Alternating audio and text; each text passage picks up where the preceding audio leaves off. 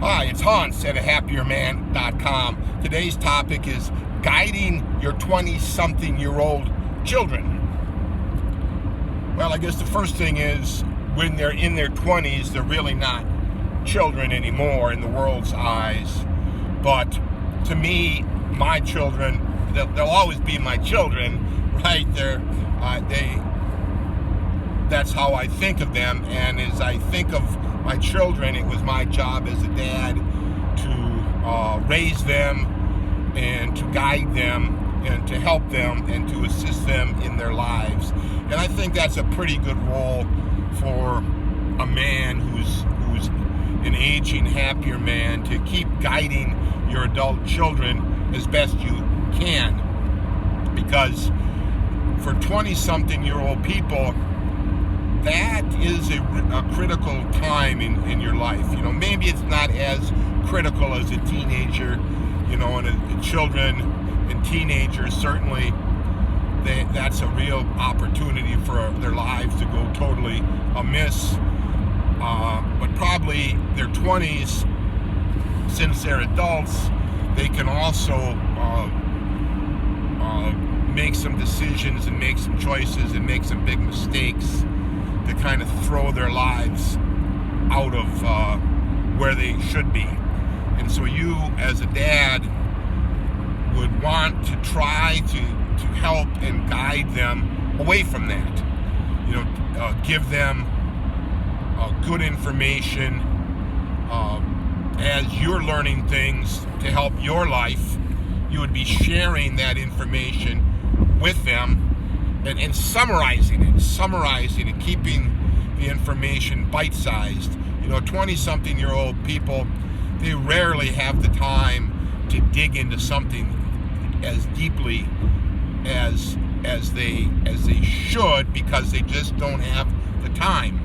They've gone through the high school and the college where they're kind of learning. They're spending a lot of time learning stuff, but not really learning stuff about their own lives and about most helpful information. They're learning all kinds of good things, but all these good things won't really help them improve their own life that much, other than having the general knowledge of those things. And so let's say they're burnt out from studying, and they're in that path of they're usually going to be working a lot of hours, and they won't have much in the way of time off to do a lot of research, a lot of deep thinking, because they're working a lot, right? They're working, they've got friends, they've got families, they've got significant others, they've got fitness regimens, they've got entertainments, they've got a lot of things going on that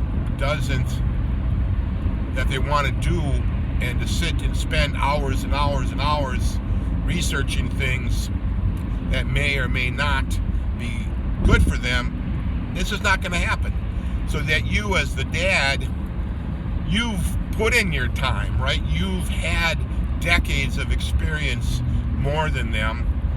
You've made your share of mistakes that you can try to help them ward off. Don't make those same mistakes that you did, for example.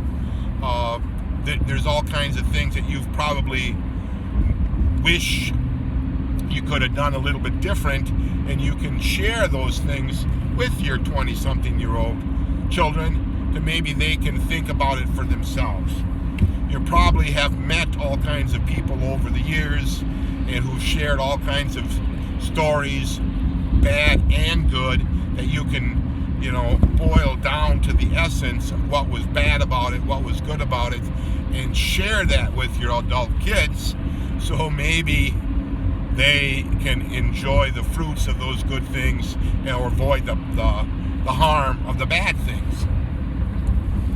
You've probably done some more research yourself on helping to make yourself a happier man, so you can share all that with your kids. And like I said, don't just send them a link to some story that you read that was really good.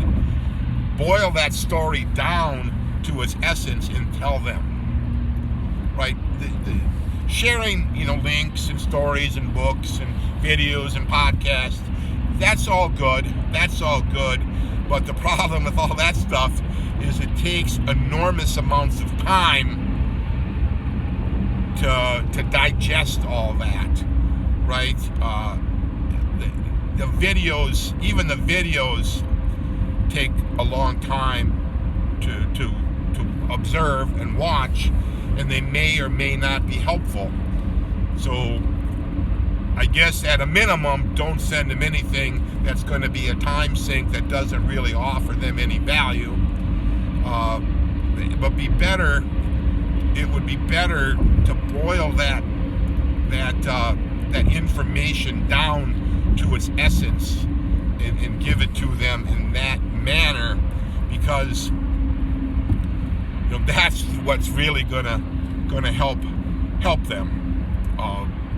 You're synthesizing and curating all the good things you know and providing it to them. And of course they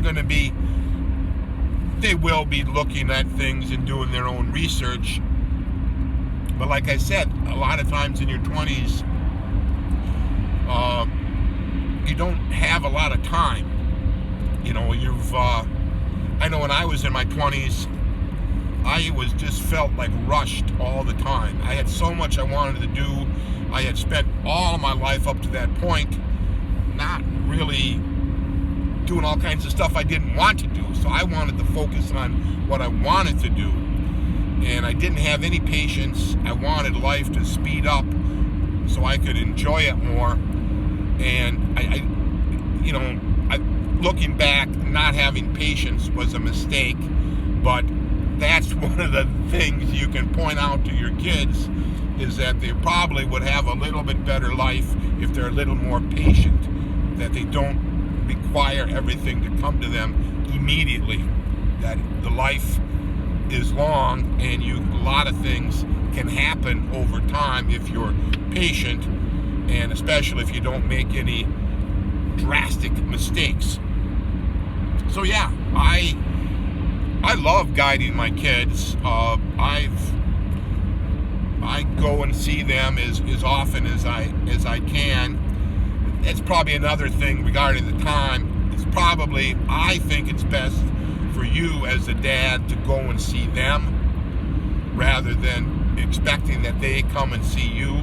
Now, certainly they might like to come over and see you, but if you want to stay more involved in their life, it'll be a lot simpler if you go and see them. Like, I have a lot more time off than they do. They don't have any time off at this point in their life. They're working all the time. They're making good money. They're making a life for themselves, but they don't have time off like I do at work, right? I'm old. I've got a lot of time, much more vacation time than they do. I've organized my life as such to trim out all the unnecessary stuff so I have more free time. I've got a flexibility at my employment that I can come and go as necessary. I don't have fixed times I have to be somewhere usually, but they don't have that, right? They've got to be, work is work, and there's other things in their life. So I think it's better for you as the dad, if you want to keep guiding them, to go and see them. I know this is a big shift, right? This is a big shift. Usually you think of your adult kids coming back to see you. Well, how's that working for you? How's that working for you? Like I said, 20-something-year-olds just don't have the time that you will, as you get older. So, at a minimum, you going to see them often, you providing them information, you trying to stay involved with their life, trying to help them, trying to guide them.